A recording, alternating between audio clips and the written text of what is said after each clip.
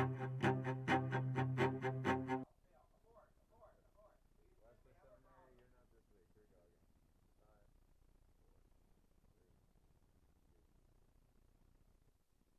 you know you can support the Techology Show when you shop at Amazon.com? Become a friend of the show by starting your shopping at thetechnologyshow.com/shop.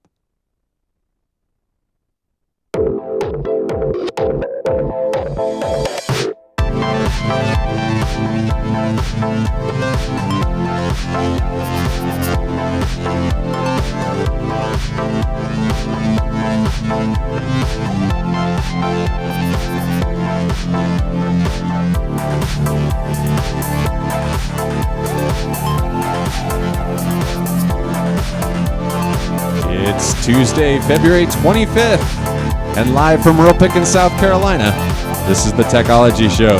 Breakdancing for your viewing pleasure. In the left-hand side of your screen, Reverend Tony Casey. The boy in blue, just to the right in your screen. That's not breakdancing, that's break a bone.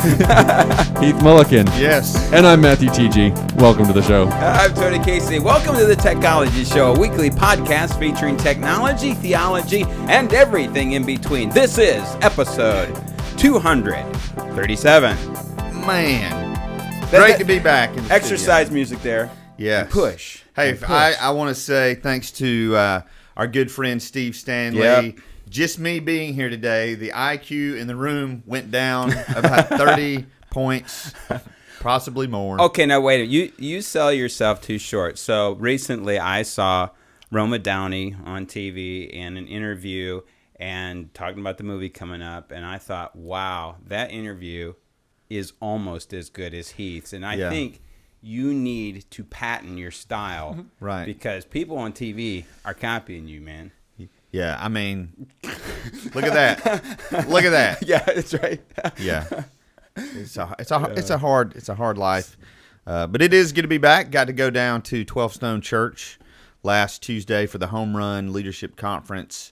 And next week we'll have my interview with Kevin Myers on the book and the John Maxwell Leadership Center, which is a must visit.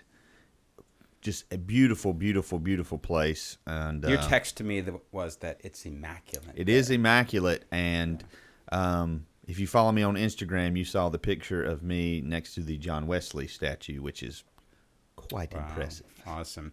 So, Tej, I don't know if you were able to get some screenshots here, but Techology Show, I mean, We're there's moving some up in the things world. out there, some Yeah, we research are. going on about our show that's a little disconcerting. Yeah, go ahead and just share with people. I'm not quite ready for the big reveal yet okay. because I've You I've still lost working track on of it. Yes, Yeah. but go ahead. Yeah, I saw the arrow over here on my Yeah. screen. All right, let's talk about our Amazon affiliate, Heath. So while he's looking for that article, we do our best. You know, this show is free. This is not our day job. We do everything we can to keep the show going. One way you can support the show is, you heard at the beginning, you go to Techology, thetechologyshow.com/shop. This is awful. I've Wait. totally lost my control trying to find this thing. So all it is Every Tony. so often- It's a static shot of Tony every so right often now. I see the cruiser come across the cursor? screen Yes, here, yes, right yes. here. So the screen is right above my camera here, and so every little bit, it's Hold like, on here. It's like a comet that's coming Yes. across the sky, Yes. man. Let's see if I can remedy this Now situation. it's a tsunami. Yes. Yeah. It's a tsunami that's coming. The arrows. Oh, it's the spinning rainbow wheel of death. I don't have Yeah. that. There yet. we go. Okay. All right. Oh no. Yeah. Okay. Let's- Just keep going. Just keep going. So anyway, you can also, if you use Google Chrome, go into their app store. You can download the official Techology Show Chrome extension, which means if you use Google Chrome, download the extension. Every time you go to Amazon, it uses our affiliate link, and you can support the show. So if you shop on Amazon a lot, this takes you 15 seconds, and then you're done. That's it, and then man. you're done. You don't get charged extra that we know of, and right there. You don't get charged. You don't get extra. charged extra. I purchase, hey, you need to do it. It's a huge help. The purchase of the week was a sun lamp that I bought that helps with seasonal affective disorder. We thought it was junk science. The stuff works. It has increased my energy. It has increased my will to live. It has increased the quality of the coffee that I make every day. And it's increased my desire to be here each and every Tuesday. So please support the show. We need to get something now that helps you with that iPad disorder. If we can. I'm telling you, I sent you the article, and you refuse. You refuse. Yeah, and it isn't proven. It's with amongst articles about wrestling too, so it's like I never know quite what to believe. I'm actually sore from wrestling. Hey, let me also talk about sponsorship for the Technology Show. Recently, you've seen Wesley Seminary sponsor some of our episodes, and if you are a business, if you are a ministry, and you're looking for a place to do sponsorship, we'd love for you to check out our website. Go there. We just this last week we had a comment about an interview that we did with Rosaria Butterfield. That's 10 months old now, that interview. And our point all along has been, if you sponsor an episode, then that's embedded on that episode. And so had that show been sponsored, your sponsorship would have come up. Whoever watched that video would have seen it. And so we think we have a product that is out there that people are viewing, that they're watching, and you could have your business or your ministry on there. And so yes, again, crashes like we just had are minimal. Yes. It was so hilarious a moment ago because it did. It looked like the cursor coming across the screen. Oh, it was like a comet. I was trying There it to, goes. Oh, there. trying to find the control button. Yeah. So I got what you were referring to earlier, but Okay. we've started aggregating news alerts when technology is in the news. Yeah. And here's one that Here we we go. particularly liked right here. Seminary buys robot to study the ethics of technology. And this came out the week you were gone. Big trouble. Yeah, Matthew and I are a little concerned what was happening at Hotlanta last week when you were there. And so, I mean, did this trigger something you want to talk to us about? I, for the record, am not a robot. And then there was also another one, wasn't there? There was. I don't have it. You I don't have it for everybody. screenshot, But yeah, I'll just love the thought. Southern Evangelical Seminary is investigating our ethical principles via a robot that they bought. Yeah, and it's interesting that the seminary's in Matthews, North Carolina, and our producer, is Matthew. From North Carolina? I don't know. Yeah, some things here. Little disconcerting. All right. Well, listen, let's introduce our guest for the week. Our guest is Jason Butler. He's the lead pastor of Transformation City in Milwaukee, Wisconsin, where he lives with his wife and 2 children. He's the co-founder of Inhabit, Live Into Community, the founder and president of Exploit No More, whose mission is to end child sex trafficking in Milwaukee, and author of Dangerous Presence, Following Jesus into the City. Jason, welcome to the program. Hey guys, thanks for having me. Good having you with us. Before we even jump into the interview here, one of the topics that we have covered on this show repeatedly is sex trafficking, and I know that we want to interview you about your book, but could you just speak for a moment? I think that part of our task here has been to try to convince some of our viewers and listeners and people in the church that this is actually an issue in our culture. Yeah, totally. The same thing for us up here. Like when we tell people that this exists, a lot of people hear it happens internationally, but when we start talking like it exists here in our city, which I'm in Milwaukee, people just don't believe it. And we have stats that show like it's not just a little thing. It's hundreds of underage girls are currently held in some sort of sexual slavery here in Milwaukee. Wow. The FBI declares it. The local law enforcement declares it. There's been raids here in Milwaukee to set girls free. Milwaukee's actually a hub in the nation for this stuff, and like this is crazy. Like in Milwaukee, they have this thing called the Players Club Awards, where all the pimps in the nation come together for like the Oscars of pimps, and it's right here in Milwaukee. And then they give each other awards for how many girls that they had this year, and how big their business is. So like this is serious. It really goes on, and the more research we do into it, the more evil that we find, and you wouldn't even believe the stories of the way that girls are being bought and just like used and like urinated on and defecated on for just people are doing that just for sexual pleasure. I mean, it's awful, it's evil, and it is real, and it's everywhere. Like even here in Wisconsin, most of Wisconsin is rural, just like every other state, and the FBI says that it happens. Sexual trafficking happens in every state. I mean, every county in Wisconsin. Why do So it's let me ask you, I know this is just an opinion, your own anecdotal opinion here, but why do you think in the church we're kind of slow to pull the cover off and just to view this as a reality? Yeah, that's a great question, and I don't quite know the exact answer, but for me, I keep coming back to this: is that if we admit that it's a problem, Yeah. and we admit that it's right next door, then we kind of have to make a choice whether we're going to do something about it or not. Yeah, good point. And so if we keep it away and far away and pretend it's not real, then we don't have to get involved. Yeah. And so I think that goes to like the subconscious kind of layer, like we just don't want to get involved in the problem because we don't know how to fix it. We're not willing to put the resources into it. And so, for so many reasons, we don't really want to get involved. So that's kind of what I come back to over and over again. Yeah. I wonder too, and this is just my own thoughts on this.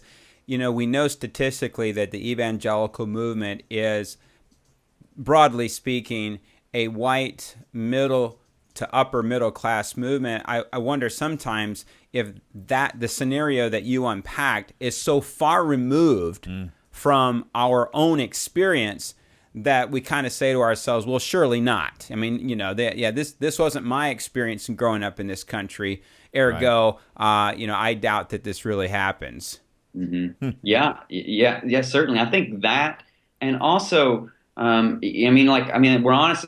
Porn is a huge problem in the church and out of the church. I mean, it's just everywhere, and so it's hard for us to make the connections between, especially for dudes, that hey, me looking at this porn is funding an industry that is enslaving millions of little girls around the world, and so we'd sleep better at night if we don't make that connection. Yeah. And once we do, it really is harder to deal with. So for just so many reasons, I think it's just easier to keep it underground and keep it at arm's length and just not deal with it. Yeah, well, good stuff.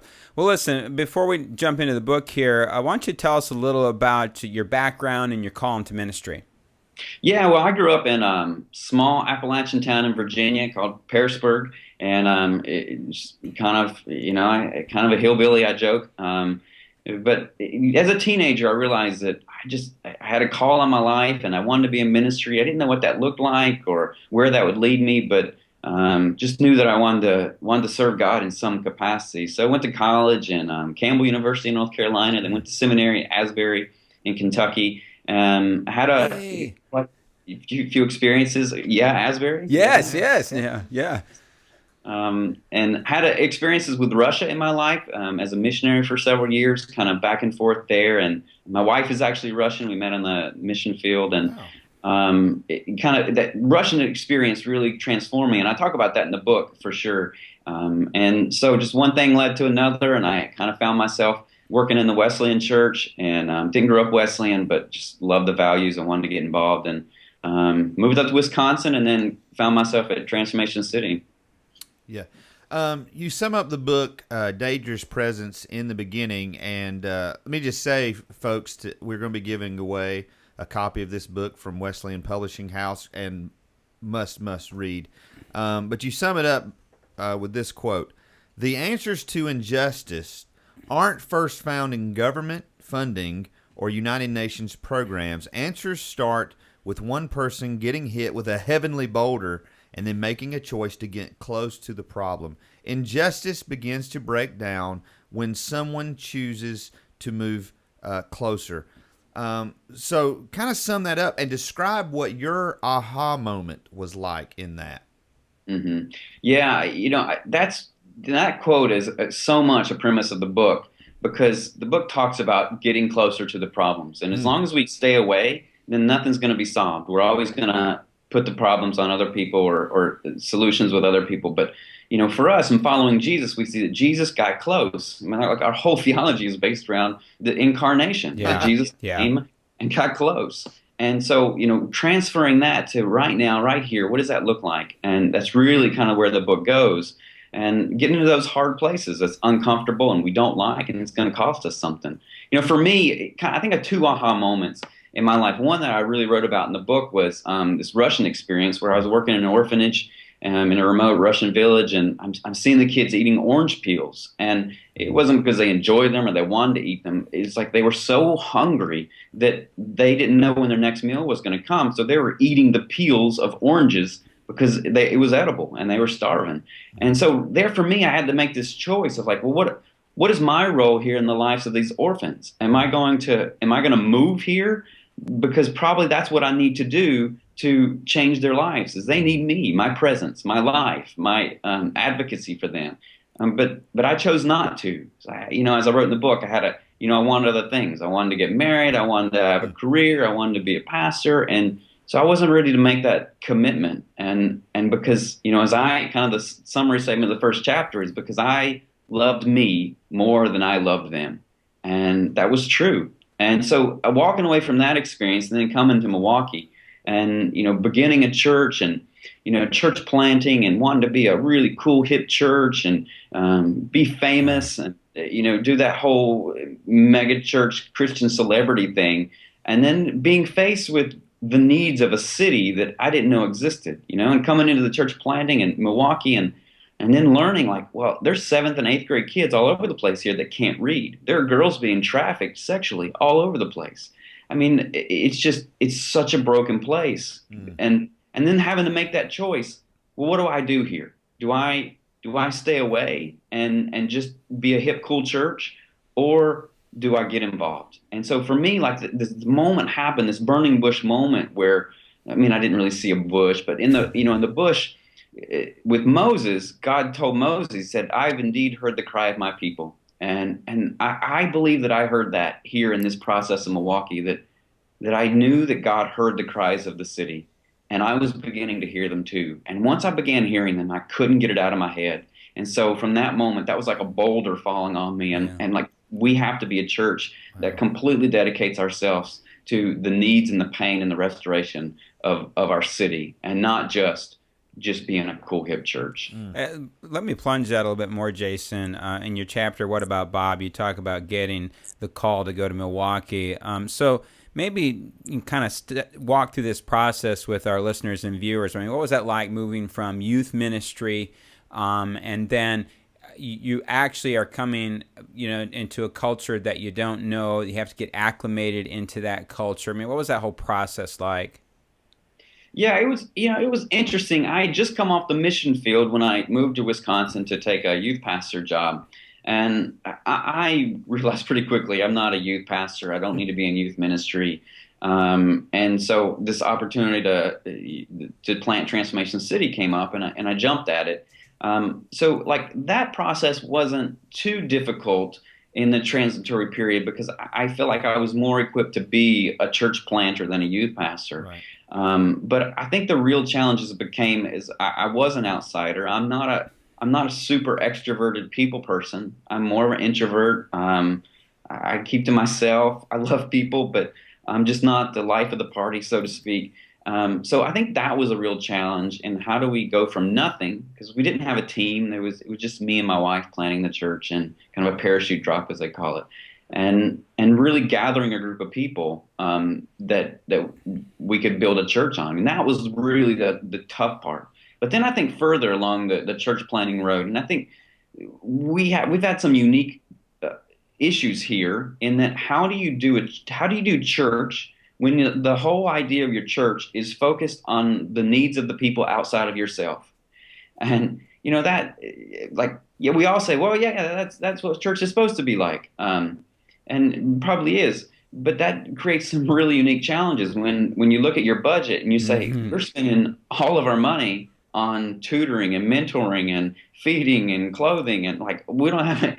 So it creates some really, really unique problems, and they've been hard, but also I think beautiful to walk through and to be reminded of we're a church that exists not for ourselves or for us, but for those that are not yet part of us and those that are hurting outside of us. So to me, that's been the biggest challenge of Transformation City Church, is how to navigate those issues. Yeah, it's interesting. You talk about in working in these situations, you just now in your comment talk a lot about hands-on and how budgetary things are going towards these hands-on projects. I mean, just this morning was reading an article, and it comes out of actually West Virginia, a study that was done there, and they're talking about kids who are locked in generational poverty, and the point was that they don't even get at the start line. So, for a kid who is raised in upper middle class, they have a whole different start in life. And what the article was saying, and the research is strongly suggesting, is that at the end of the day, you can't just throw money at the issue and at the problem. You have to have people who are hands-on, who are actually involved, especially with children. Yep. And I kind of hear in your comment, I kind of hear the same thing here, that there is a physical engagement that has to take place. Yeah. Mm-hmm. Yeah, absolutely. And mentoring is one of the biggest things we do here, because we have so many relationships with children, that they don't have a strong male influence in their life, or they're struggling in school, or they don't have any parents. And so we feel like the best thing that we can do is connect them with an adult who loves Jesus and loves them, and put them together to meet regularly. And we've seen that bear out, just amazing transformation happening in kids' lives when they have someone in their life that loves them and is devoted to them, and has the knowledge of how to do that and how to guide them through. One of the things that we talk about all the time is so many kids in poverty just don't have access to resources. We take that for granted as middle class, upper middle class people. We know who to go to if we have a problem. But a lot of people that are living in poverty have no avenue to resources. Right. And so what we found is just a simple thing of getting someone who has access to resources in relationship with someone who doesn't transforms that life. Because it's hey, you need that? Oh, let's go talk to this guy. He can help you.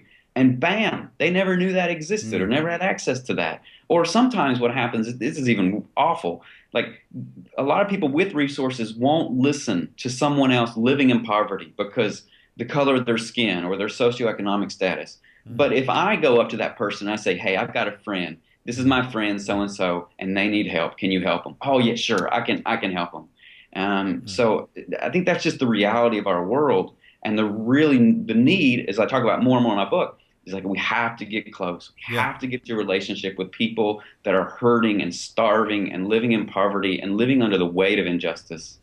If you had to put a percentage on it for girls that get caught in sex trafficking, how many of these are coming from homes where there's been a parental breakdown in relationship or absence of parents? I know I'm kind of putting you on the spot here, but if you had to throw out a percentage here. Yeah, I would say it's above 80% probably. Yeah, wow. I figured. A lot of the girls that we find that are being trafficked, a lot of them have been placed in foster care or are in that system, which means their parental rights have been taken, or they weren't there, or they've been neglected in some way. So it is pretty high. Having a family unit there, a strong family, is definitely a precursor to health for kids. So does this speak to the need for Christians and churches to step up to the plate in terms of foster care? Absolutely.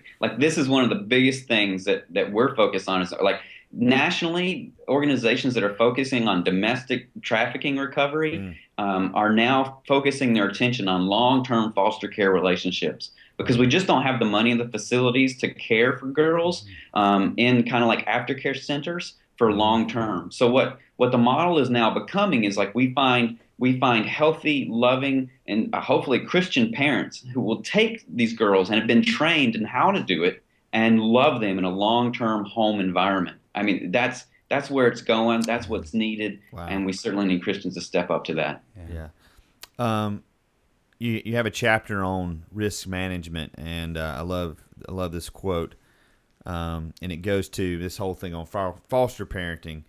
If we don't take a risk, we will never have any stories to tell. And I'm afraid that we are becoming a culture with no stories to tell. How has God, as you've moved into the city, how has He helped you overcome the fears of failing as a church planner and what most people would see as the fear of even living in a big city and some of the things you've described there? Mm-hmm. Yeah, I mean, I still deal with fear. We all deal with fear because I think our whole culture is based on scarcity. And so everything tells us that we don't have enough, that you got to get more, that what you have may be taken away. I mean, everybody plays on that to us. And so we're bombarded by those images. And so we live our lives like that, like, well, there's not enough. And that really is that is a genuine lack of faith in God's provision for us as Wow. followers of Jesus. Yeah. But we live into that. And so we're afraid to take those risks because we're afraid of what we'll lose. So for me, what I find that really helps me to get over fear is to stop thinking about what I'll lose and to start thinking about the need of that person that's standing in front of me. I mean, I drive through the city every day taking my kids, and along the way that there's so many kids going to school, waiting on the bus, and I see them, and I know that these kids are hurting. I mean, these kids are living in poverty. The education system is awful, and they won't have a chance they don't even have a fair shake at life because they'll never get the education that they need. And when I start thinking about their needs, I stop being afraid. And I realize I've got a call on my life, and they have a problem and a need in their life, and they need Jesus. They need Jesus in their spiritual life. They need the Spirit to move in the education system. They need the Spirit to move in a dramatic way on their street to get the drugs off their street. Yeah. I mean, they're living in this terrible Gehenna type of life. And we as followers of Jesus have so much to invest in that. And I think once we turn that corner of thought, the fear starts to fade away as we focus on the needs of the people who are really in pain. But Jason, isn't the church about us? I mean, don't people in the church need to be comfortable, don't they? Well, yeah. I'm the wrong guy to. No, I hope you noticed the sarcasm in my voice. Yeah, I think that's but it's too much about us. It's too much about our church. Is too much about our comfort. It's about too much about our needs, and we need to be shaken up. I mean, I think we need the Spirit of God to shake us up in some dramatic ways as the American church, and help us to remember why we exist. To remember that we serve a crucified Lord that gave everything that God had for our sakes. And so I think we need to recapture that.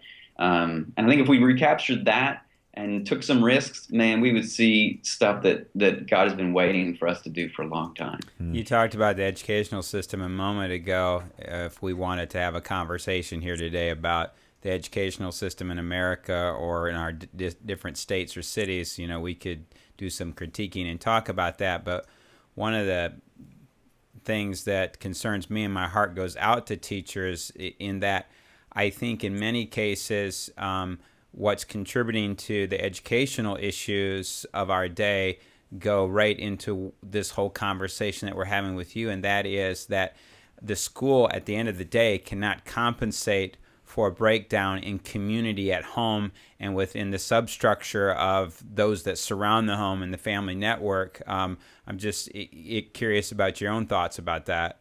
Mm-hmm. Yeah, absolutely. I think that the behavior problems are such a big problem in schools. Yeah. And so kids that come from rough homes are going to have a rough time being outside of that home in a school environment. And to me, I think there's another opportunity for the church to get engaged with our schools. And like up here, you can talk about prayer not in schools, or you can talk about the church is not welcome in schools.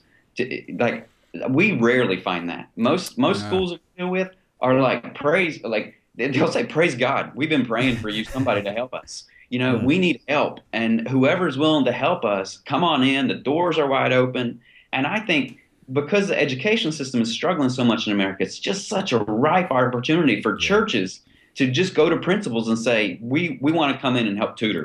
Yeah. We want to come in and help with after school programs. Listen, we just want to love people, and we don't have to do Bible club at your school, but we just want to be engaged in the students' lives and allow just our presence to be engaged in this place. And I think transformation would happen in those places. I know of a principal in our own area here.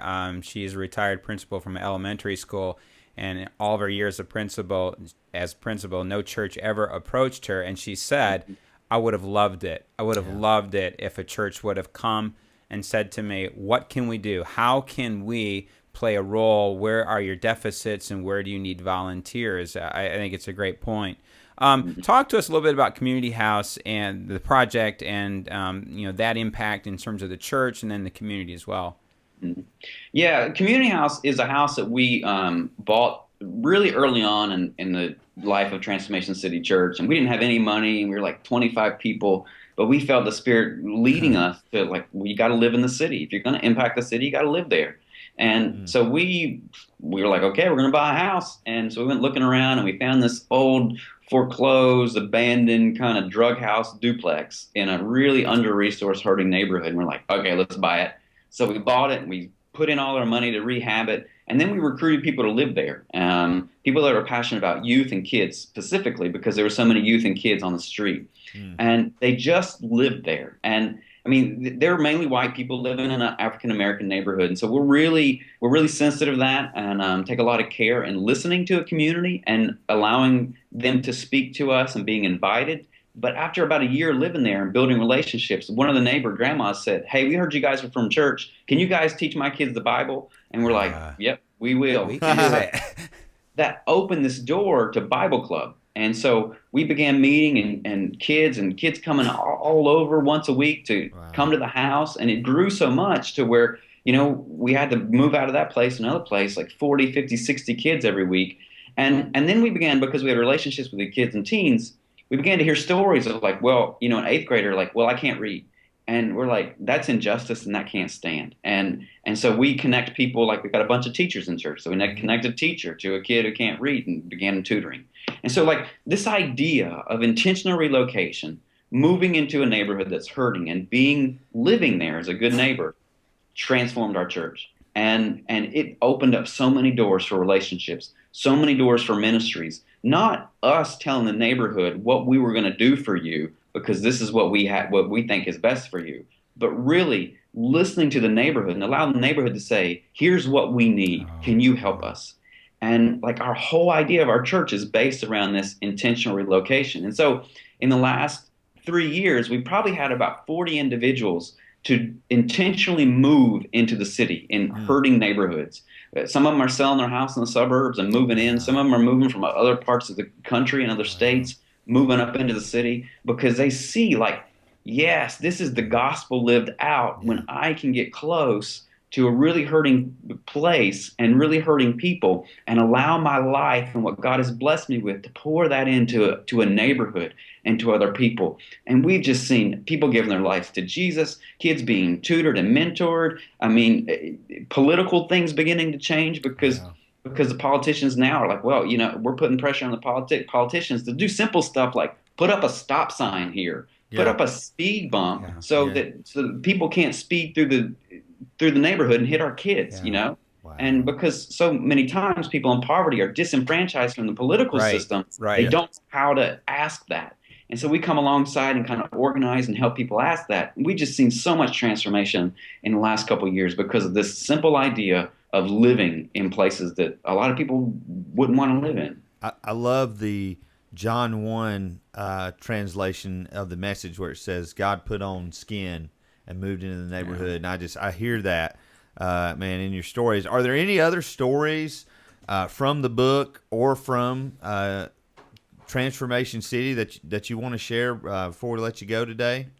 Yeah, I think of one I shared in my book, and I mean, people just really love the story, and I think it really speaks to the situation here. There's this girl, we call her Mimi, it's her nickname, and she was like 11 years old when we met her, and she was struggling in school, and we connected her with a mentor, and so they began meeting once a week. Mimi and Becky, a woman in our church, and Mimi was struggling in school, and so Becky began to ask, why are you struggling in school? And Mimi told her, well, she didn't read very well because she couldn't see very well. And it's like, what? So like this really weird kind of realization that Mimi is 11 years old and been through how many teachers and how many people in her life, and no one stopped to listen that she didn't see very well. So we talked to her parents, and her parents were like, yeah, we know, but we don't have the money to get her glasses. So we're like, we'll help you with that. So we helped her get glasses. She began doing better in school. She began doing better in home. and she gave her life to Jesus, and I got to baptize her like, a couple of years ago. And like that story to me encapsulates this, like how divided we are from one another, and how we don't stop to engage in someone's life. And if we did, we would realize that, you know what? All that person needs is $100 pair of glasses to completely transform their life and their eternity. But we'll never know because we refuse to take a risk to get close to somebody and engage them. Jason, one of the reasons, the reason we started this podcast is, number one, we're opinionated people. So we're like the average American. We love to give our opinion out. But secondly, another core value of this show is resourcing people. And about, I don't know, a year and a half, 2 years ago, we started doing interviews with people because what we felt like is that you can take the medium of Skype and the internet and you can get a hold of people, and that you can get the message out, that you can that there are all kinds of people out here with great stories, with great resources, and we just need to do a better job in the church of getting the message out. And I say all of that to say to you today, Jason, that you are exactly the reason why we do podcasts like this. Yeah. You used the word incarnational at the beginning of our podcast here, and this whole time as you've been talking about your own convictions in the church, I keep saying in the back of my mind, wow, this sounds like something Jesus would do. Yeah. So thanks so much. I have no doubt that someone out there might have questions for you. Where can our listeners find you online if they want to get a hold of you? You can email me at jason@transformationcity.org, or you can log on to our website, transformationcity.org, and kind of find out what we're doing, learn more about the church there. All right. Jason, blessings on you. Thank you so much. Yeah, and if there's ever a message you need to get out, some late breaking news or something that you think our listeners would be interested in knowing, just feel free to contact us. We'd love to have you back. And also, we didn't even have anything in the interview about the sex trafficking. That was kind of off the cuff. And maybe in the future we could just do a whole podcast on that. Just thank you so much for the information you've given us today. Yeah, thanks, guys. All right, blessings on you. You too. Thanks, Jason. Again, talking about the book here and the giveaway. Dangerous Presence. They actually gave this book away. Our district did a Community Development Ministry Association, CDMA, conference, gave away this book. And I had seen it different places, heard about it. Again, I told Jason, I think in the pre-show, I remember, when he was moving in, I thought, man, who moves to Milwaukee? And it is an inspiring book. It is a convicting book. Oh my goodness.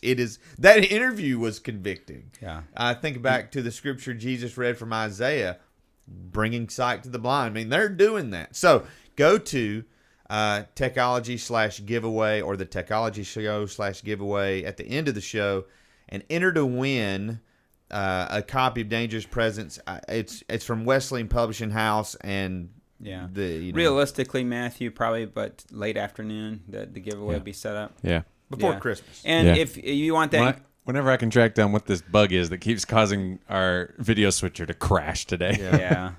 Probably the system needs to be rebooted. Something. But, it is not operator error.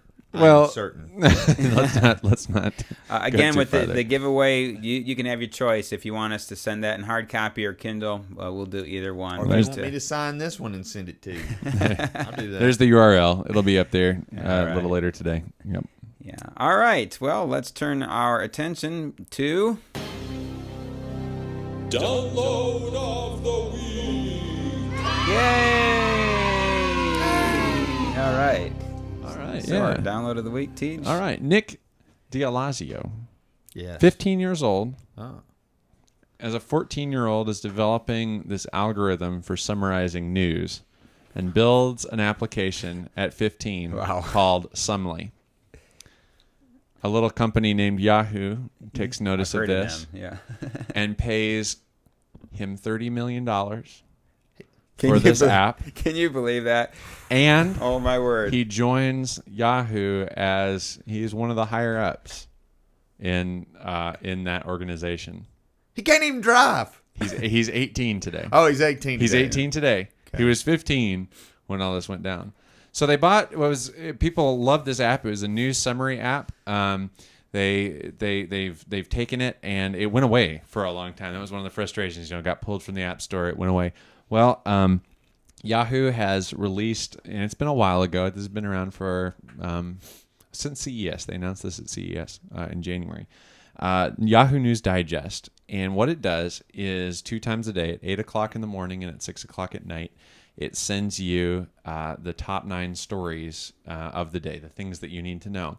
They're algorithmically summarized into about 3 paragraphs, and then at the end of the article, there are links that you can use if you wanted to find out more about it. But it just gives you quick bites. So let me find my little iPhone here. I always love these things. This is why I like Umano. Number one, it reads to me, but it also it's an aggregation. It's going out and it's just finding stories. Yeah. So here it is, Tony. There we go. No, I don't want to rate you right now, News Digest. But you can see here. All right. So number one story that they felt like this morning was the biggest story that the 3 imprisoned women. You remember these ladies? They got an award from the governor. Where was it? Cleveland. Yeah, the 3 ladies who were held captive in Cleveland. Yes. Oh. Yeah, and they're on stage. So there's that article. There was an attack on a Nigerian school, and it runs through all 9 of them. You can get through them like this, or one by one by swiping through the stories to read all of them. And then when you get to the end, I think this is a very fascinating story that sometime we should talk about. The Pope Francis has opened up the financials of the Vatican in an unprecedented move. This has never happened before, to say we need to be using our money to help the poor, and we need people to be able to look in to see that we're doing that. And they've in the past been very secretive. Man, Pope Francis, what a guy. Anyways, there's Jim Harbaugh, right? Sports story there, and then the last one's about Seth Meyers. It runs through. I'm sorry, it was top 8 things there, and then if you want to, they'll give you extra news that you can read down here at the end. Just other little stories that perhaps didn't make it into the top 8, but that they're summarized. So let me get into one here again, just to show you. There's usually a big quote that's been pulled out of it, and then about 2 or 3 paragraphs. Awesome.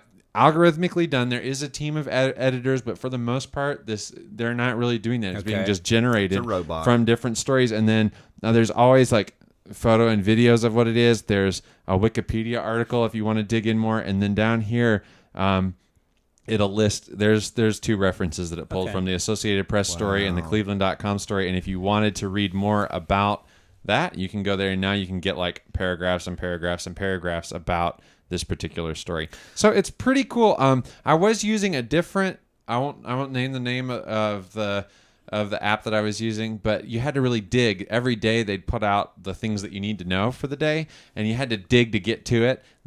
It just sends you a little at 8 o'clock and at 6 o'clock, a little push notification that says, hey, the News Digest is here if you want to read it. And you click it and go through, and in about 5 or 10 minutes, digest the 8 top stories of the hour. So it's just you've been using this a couple of days now, or what? Oh, I've been using this since it was announced at CES, but I've really been hitting it hard for probably the past 2 weeks. Those 2 times a day, just to make it, trying to make it a habit, so that I'm keeping aware of what's going on in the world around me. Yeah. Thanks. Yeah, I'll download that. Absolutely. I'm always trying to find a way to just kind of for our show, we're I was just looking for stories, trying what's out there. So and there's a lot of times, most apps are not like forever. Like there's been a lot of apps we've downloaded and used them, and then kind of they out. But that app, that's I'm really that's one curious. of the better apps we've. Yeah. That's why we do this show. That's why we do this show. Why you should sponsor us. All right, well, let's move on to They Said It. Read my lips. I'm going to say this again. I've never taken steroids or HGH. I took the initiative in creating the internet. The Macintosh, of all the machines I've ever seen, is the only one that meets that standard. I'm not a crook. If you know what you're doing here, slide out.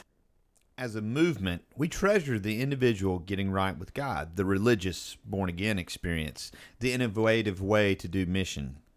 Sounds good. But when individual trumps communal, experience trumps received teaching, and innovation trumps the great tradition, you get exactly what we've all just lived through.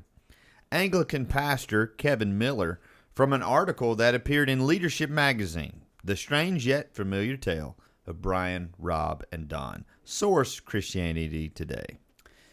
But the failure in Apple's code means secure transport isn't checking the certificates properly, and anyone who wanted could masquerade as your banking site, your email, or worse.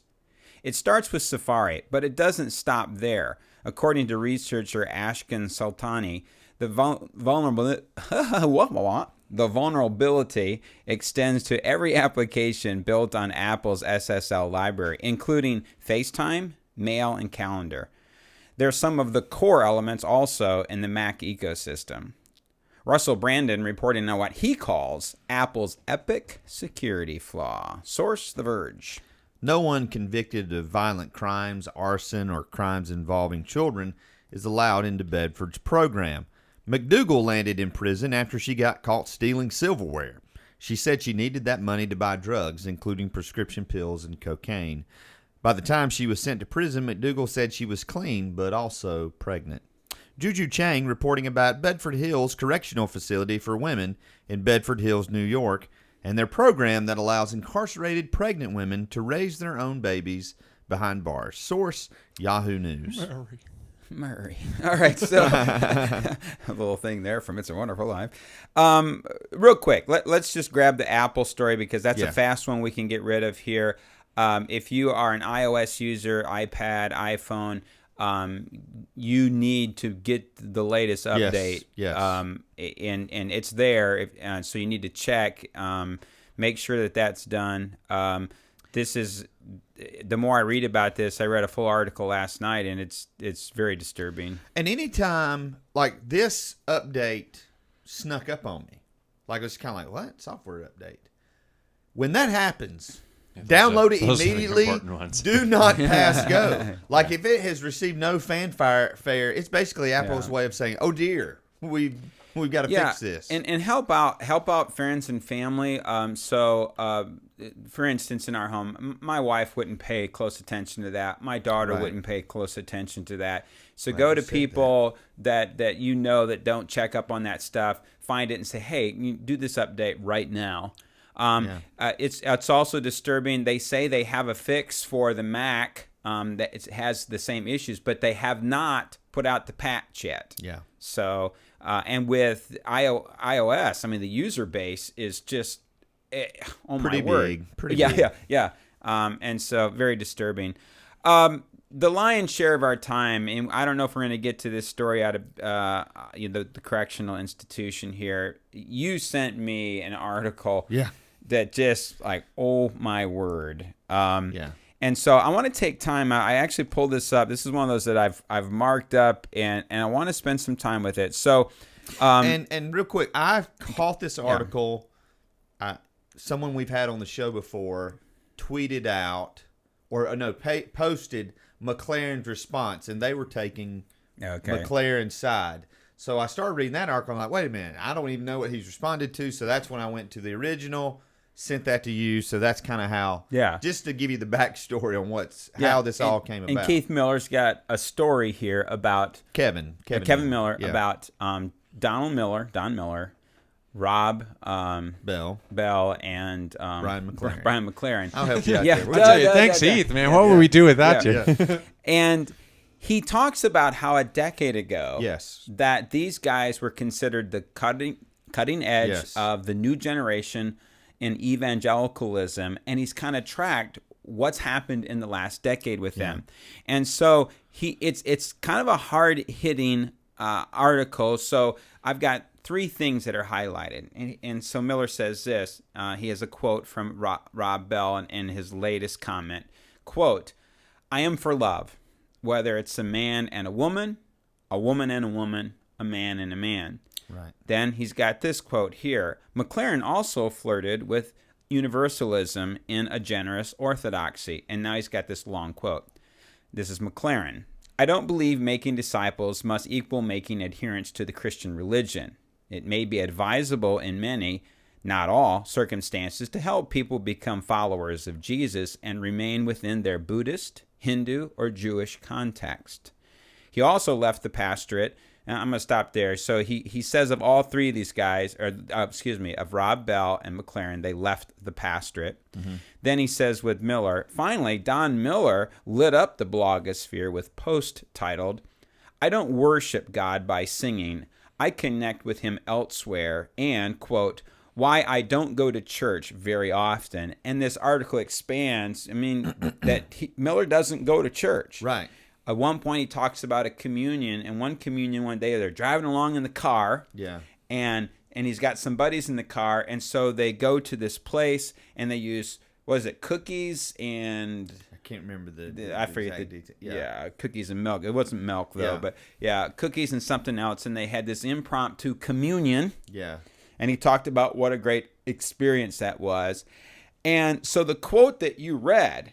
So read the quote again, because now, this quote is getting at these kinds of things. Right. So here's the quote. As a movement, we treasure the individual getting right with God, the religious born-again experience, the innovative way to do mission.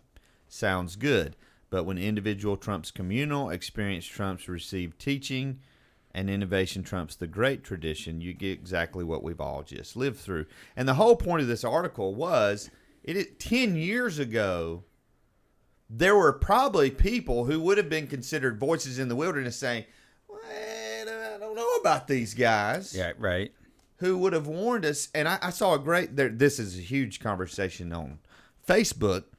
And one of my friends, I like what he said today, that when these guys came along 10 years ago, there was a conversation that needed to take place. And they were asking really good questions. Blue Like Jazz. Phenomenal book. I love it. So there was a conversation that needed to take place, but what happened is, in my mind, what they've done, there was an overcorrection. Does that make any sense? That there were questions the church needed to ask to get us to where we needed to be, but they didn't stop there and like, whoa, let's keep on going past. Yeah. And so it has been, I've read books from all three of these guys, and some of their works have deeply, deeply impacted the way I think about things. But I think I would be a fool to say that they haven't gone a lot further than I'm comfortable with personally. I told you today, this whole Don Miller's article. We're doing 40-day Bible, community Bible experience, and I'm doing my reading today.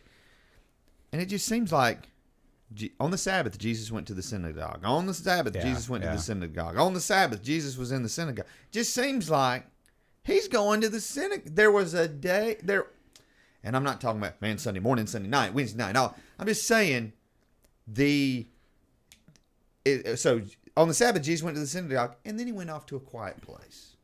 That there's a time and a place for what Don Miller's talking about, but not at the expense of throwing out everything else. Yeah, what part of Miller's argument is that we need a loftier view of ecclesiology, the necessity of the church gathering with the people of God, and that the church of God is a corrective thing in our lives. It is Keith Drury, his book Gather, that spiritual formation happens within the context of community first, and then individual second. He feels like these guys have got the cart before the horse. Also, you said you started with McLaren's response to this. Mm-hmm. Now, let me just tell you, McLaren's response is great. Yes. It is well thought out, and so don't read one and without reading the other. Yes. Now, I found myself being frustrated with McLaren because McLaren, like, let's take the issue of same-sex. He says, I was in a denomination that one time, or in a movement, not a denomination, in a movement, and he's talking about evangelicalism, that one time supported slavery and used the Bible to do it, supported the subordination of women and used the Bible to do it. And he goes through a long list of things. And the whole time, I'm kind of screaming to say, wait a minute, but there were also parts of the evangelical movement that did not. So let's go all the way back to Wesley. And so, and I've used this analogy on the show before. So you have one branch of evangelicalism, let's say that George Whitefield kind of represents that, where he's talking about slavery is an institution that is okay. He was fine with it, and you should treat your slave well. You should preach the gospel to them, and then also, a good beating once in a while might kind of tender them up and make them more receptive to the gospel. Right. Not that if they're getting a little out of hand. Well, you have Wesley, an evangelical, who writes a pamphlet talking about why he's against slavery, why the group is against slavery, why his whole ministry is against slavery. So when McLaren says the Bible was used for this, the Bible was used for that, he's talking about the movement that he came out of, which was a Reformed tradition. Yeah. And I'm just saying that there were other branches of evangelicalism 300 years ago that's not our history, and that's not our history within the Wesleyan Church. Yeah, and the whole Protestant Reformation was on differences of opinion, that there were different views. And then that's been going on probably since Jesus went back up to heaven. What I hope does not happen is that there's value in, I said this before, the questions that these gentlemen were asking of the church, of Christianity, of faith were valid questions. I agree with that. I agree. What I hope does not happen is, as they have overcorrected, that there is not such a movement away from them that we throw those questions out. That would say, sure. Man, let's just stop asking these questions, because to me, the Bible, God's always asking questions. Jesus is always asking questions. We have to ask the right questions. And another person who's asking these same questions in the movement, evangelical movement, is Rachel Held Evans. Right. Yeah, and I've said before that the attitude that these questions should not be asked is the wrong attitude. Absolutely. Yeah. And this is McLaren. This is McLaren takes Miller on at this point. Yeah, I think the whole attitude of these questions cannot be asked, that's kind of spurred Rachel Held Evans' whole persona and career. Her first book, growing up in Monkey Town. Yeah. So I think we've had some great discussion. We have to know that when we ask these questions, there are going to be disagreements. Yeah. And I would say on a lot of things, I disagree with Brian McLaren. I disagree with Rob Bell. Sure. I disagree with Don Miller. Does that mean I say of them, they're not Christian? We disagree, and pretty seriously on some important issues. Yeah. Do you know the comments that were most disturbing to me were Miller's? Really? Yeah, they were, because Donald Miller. Yeah. Because of I had no idea. He doesn't go to church, and his comments about the church. And so everything he says about the church, what little's in this article. So let me just say, I'm only getting Keith Miller's version of this, but he has actual quotes from Donald Miller's blog. Yeah. What he says isn't even defensible from a biblical point of view, going all the way back to the Old Testament, and in terms of the people of God, the gathering of the people of God. Well, and here's the thing. This is where, of these three, you have to put Donald Miller in his own category, because he's never been a pastor. Yeah. To my knowledge, did not study for the ministry. He is a Christian author who wrote a best-selling book, and boom, it just took off. And we met Donald Miller, one of the nicest, most genuine guys I've ever met. I mean, well, getting through the haze of pipe smoke, to get to him was a little extreme. But once we got there, man, he was a real nice guy. Sorry, and here's my thing. It's not trashing Donald Miller, but I am trashing his concept of why he doesn't worship. That's my point. Yeah. That is something we would strongly disagree. with them on. Strongly. Yeah. All right, let's real quick over the next 2 weeks. Next week we have Julian Cattle with us. He is an engineer he's been over a couple, I think his third project now in Haiti on the island of La Gonave, and so I'm really looking forward to that. That's someone that Matthew and I both know, and got a great story, and we wanted to talk especially about the hospital there. But that's not the story Matthew wants to talk about. Yeah. Matthew wants to talk about the rat going up his leg. That's what Matthew wants to talk about. And then the week after that, Kara Powell will be with us. She is the author of Sticky Faith. Back in December, there was a question that you were talking about how we have so many young people in college and they fall away from the faith. And Kara Powell set out to look at the opposite side of the issue, and that is, what about those that stay in the church? Are there any best practices that we can glean from them in terms of keeping our young people in the church? And so I think that's going to be, I know that's going to be a wonderful interview. All right, Heath, if our listeners are falling all over themselves to find you on the internet, what wrestling ring can they find you in? Tony's referring to my other persona, my other podcast, but they can go to heathmullican.com. Heath Mullican on Facebook, Twitter, Instagram. Now I'm on Instagram and getting more and more on Google Plus. I'm going to take over the world. All right, Tej. You can find me at MatthewTG.com. There's links there to everywhere else that I am. But this week I'll probably be buried in the code trying to figure out what is crashing. What is going on here? All right. And you can find me at AKC64 at both Twitter and Facebook. If you want to do further research on anything we discussed today, you can find all the links to the stories we covered at our website, thetechnologyshow.com. If you want to send us your comments via email, do that at thetechnologyshow@gmail.com, or better yet, you can call 3049 Theology. Leave us a message there, and we may even play your comments on the air. Heath, great having you back in studio this week. Look forward to the Kevin Myers interview next week. And awesome. Don't forget our giveaway. We should have that up by the end of the day. Thanks for joining us, as always. Goodbye, everybody. Goodbye. Adios. Audio. Audios. Audios.